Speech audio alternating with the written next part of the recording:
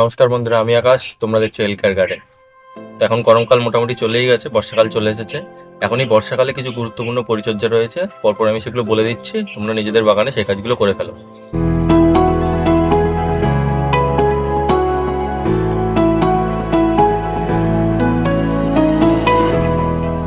সবার প্রথমে কাজ হচ্ছে খাবার দিতে হবে গাছে। আমরা ফার্স্ট যখন খাবার দিয়েছিলাম এই গরমের শুরুতে, তো সেই খাবার এখন টবের মধ্যে সব শেষ। এখন বর্ষাকালের শুরুতেই খাবার যদি ভালো মতো দিয়ে দিতে পারি, তাহলে বর্ষাকালে গাছের গ্রোথগুলো খুব ভালো হবে। তার জন্য মিশ্র খাবার আমি তৈরি করেই রেখেছি।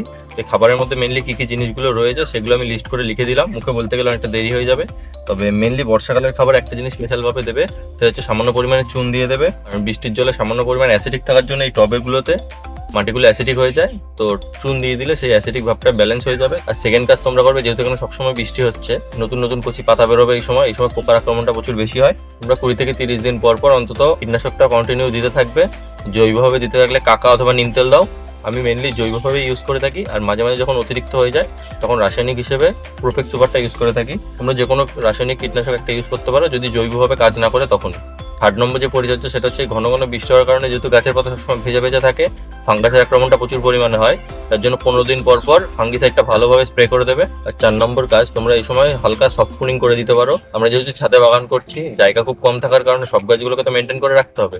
তাই এই সময় যে অতিরিক্ত যদি কোনো ডালপালা ছড়িয়ে যায় তাহলে সেগুলোকে প্রুন করে দেবে। 5 নম্বর পরিচর্যা হচ্ছে রিপোর্টিং।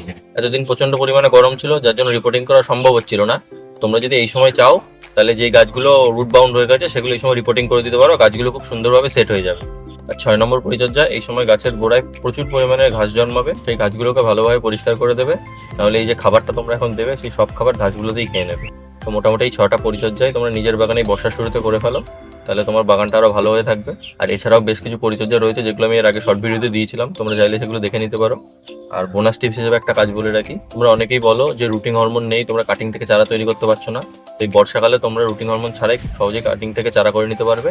তো এই সময়টাতেই খুব ভালো সময়। এই সময় তোমরা যে কোনো ডালকে, যেমন হচ্ছে জবা, মালবেরি, কোনো রকমের টগর ফুল গাছ, গন্ধরাজ লেবু, এই সমস্ত কাটিং থেকে তোমরা খুব সহজেই চারা করতে পারবে কোনো রুটিং হরমোন ছাড়াই। ভেজা বালিতে পুঁতে রেখে দেবে।